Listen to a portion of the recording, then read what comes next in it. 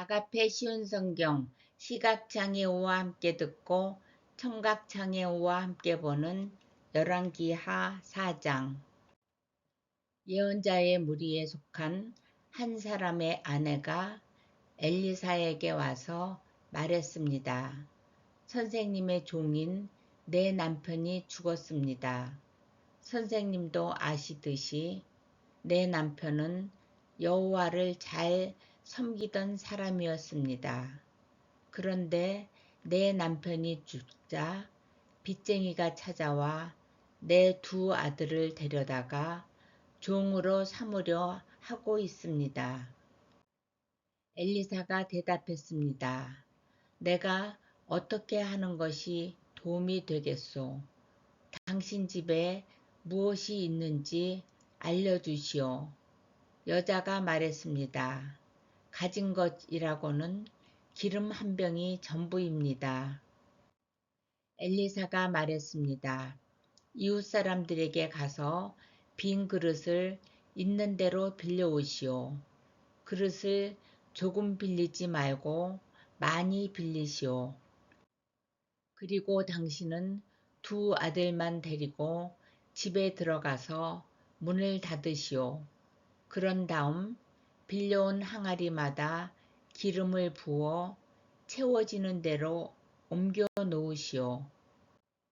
그 여자는 엘리사 앞에서 물러난 뒤 아들들만 데리고 집으로 들어가 문을 닫았습니다. 아들들이 빈 그릇을 가져오면 여자가 거기에 기름을 부었습니다. 그릇마다 기름이 가득 차게 되자 여자가 아들에게 말했습니다. 다른 그릇을 가져오너라. 아들이 말했습니다. 이제는 그릇이 더 없습니다. 그러자 기름이 더 이상 나오지 않았습니다. 여자가 엘리사에게 가서 그 사실을 알려주었습니다. 엘리사가 여자에게 말했습니다.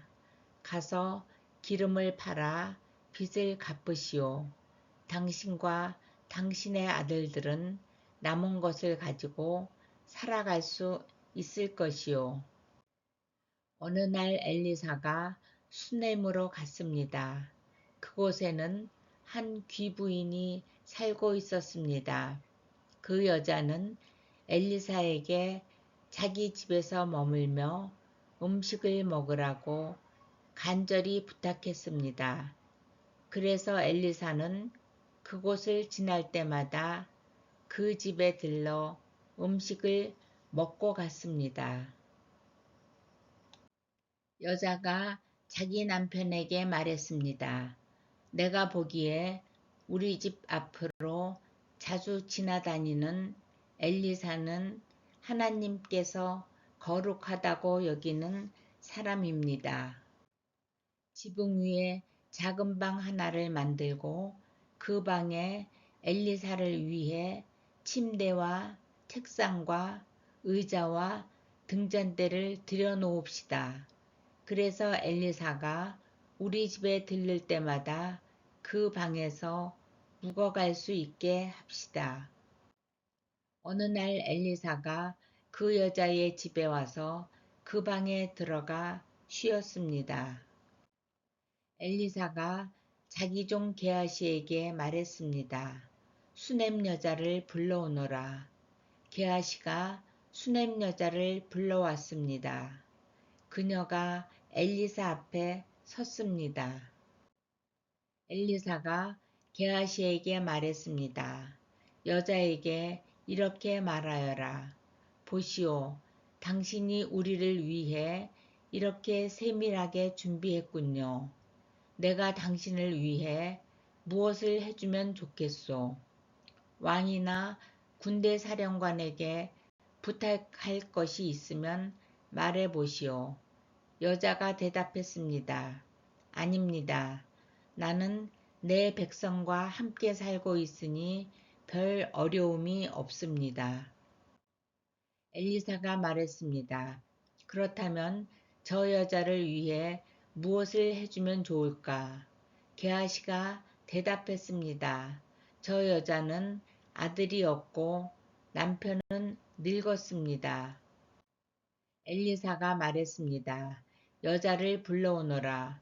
게하시가 다시 여자를 부르자 여자가 문간에 와서 섰습니다. 엘리사가 말했습니다. 내년 이맘때쯤에 당신은 아들을 품에 안고 있을 것이요. 여자가 말했습니다. 아닙니다. 하나님의 사람이시여. 당신의 여종을 속이지 마십시오. 그 여자는 엘리사가 말한 대로 임신하여 그 다음 해에 아들을 낳았습니다. 아이가 자랐습니다. 어느 날 그 아이가 자기 아버지에게 갔습니다. 그의 아버지는 곡식을 거두는 사람들과 함께 있었습니다.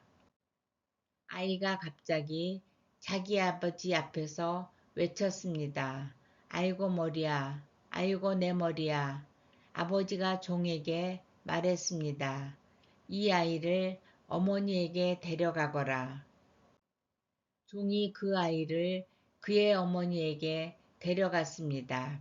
아이는 낮 12시까지 어머니 무릎 위에 누워 있다가 죽고 말았습니다. 어머니가 아이를 안고 올라가 하나님의 사람이 쓰는 침대에 눕혀 놓았습니다. 그리고 문을 닫고 나왔습니다. 여자가 자기 남편을 불러 말했습니다. 종 한 명과 나귀 한 마리를 보내주세요. 빨리 하나님의 사람에게 다녀와야겠어요. 여자의 남편이 말했습니다. 왜 오늘 그에게 가려 하오? 오늘은 초하루도 아니고 안식일도 아니지 않소. 여자가 말했습니다. 걱정하지 말아요. 괜찮을 거예요. 여자가 나귀의 안장을 지우고 종에게 말했습니다. 나귀를 몰아라. 내가 말하기 전에는 늦추지 마라. 그리하여 여자는 갈멜산에 있는 엘리사에게 갔습니다. 엘리사는 멀리서 여자가 오는 모습을 보고 자기 종 게하시에게 말했습니다. 저기를 보아라. 수넴 여자가 오고 있구나. 달려가 여자를 맞이하여라. 그리고 안녕하십니까? 남편도 안녕하시고 아이도 잘 있습니까? 하고 물어보아라. 여자가 대답했습니다. 다들 잘 있습니다. 그러더니 여자가 산에 있는 엘리사에게 와서 그의 발을 붙잡았습니다. 게하시가 가까이 와서 여자를 떼어 놓으려 하자 엘리사가 말했습니다. 그대로 두어라. 여자가 큰 슬픔에 빠져 있다. 여호와께서는 이 일을 나에게 숨기시고 아무 말씀도 해주지 않으셨다. 여자가 말했습니다. 선생님, 나는 아들을 달라고 말한 적이 없습니다.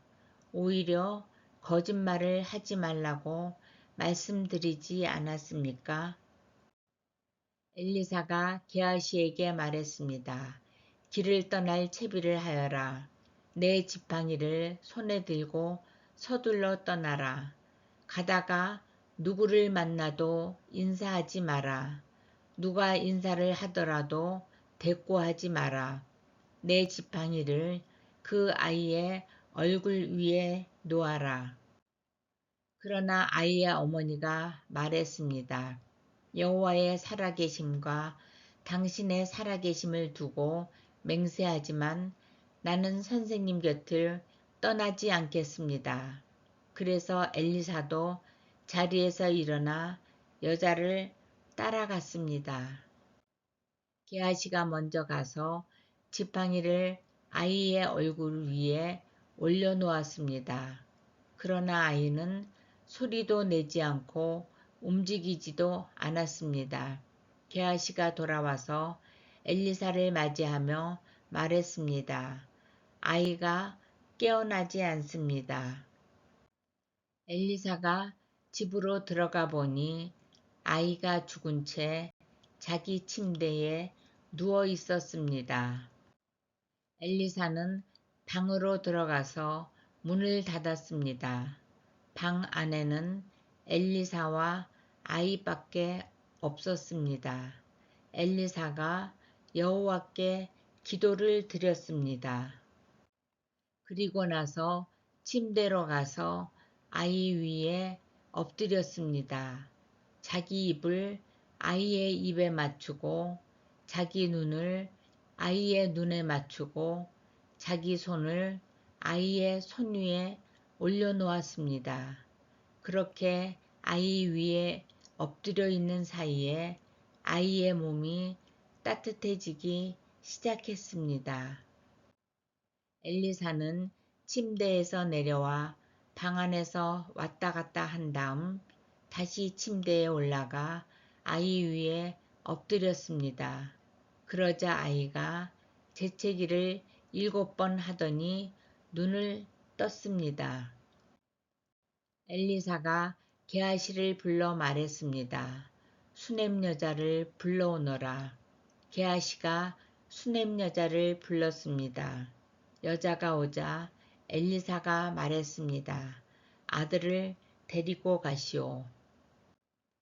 여자가 들어와서 엘리사의 발 앞에 엎드려 절한 다음 아이를 데리고 밖으로 나갔습니다. 엘리사가 길갈로 돌아왔을 때 그 땅에는 가뭄이 들었습니다. 예언자의 무리가 엘리사 앞에 앉아 있었습니다. 엘리사가 자기 종에게 말했습니다. 불 위에 큰 솥을 올려놓고 이 사람들을 위해 국을 끓여라. 그 가운데서 한 사람이 나무를 캐려고 들에 나갔다가 야생 덩굴을 발견했습니다. 그는 그 야생 덩굴에서 박을 따서 자기 옷에 가득 담아왔습니다.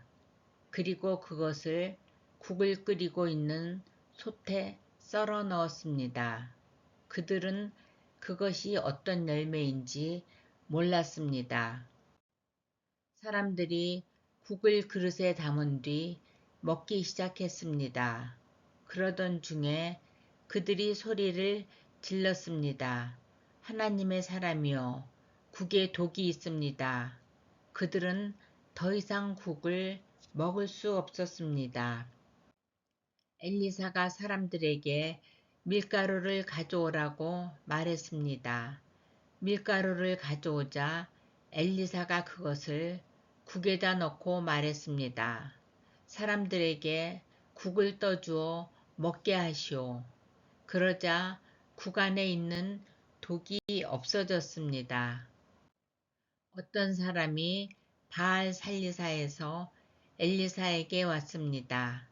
그는 햇곡식으로 만든 보리빵 20개와 햇곡식을 자루에 담아서 엘리사에게 가져왔습니다. 엘리사가 말했습니다. 그것을 사람들에게 주어서 먹게 하여라. 엘리사의 종이 말했습니다. 이렇게 적은 것을 가지고 어떻게 100명에게 먹일 수 있겠습니까? 엘리사가 말했습니다. 그 빵을 사람들에게 주어서 먹게 하여라. 여호와께서 이렇게 말씀하셨다. 그들이 먹고도 남을 것이다. 그래서 그 빵을 사람들에게 주니 여호와께서 말씀하신 대로 사람들이 먹고도 남았습니다.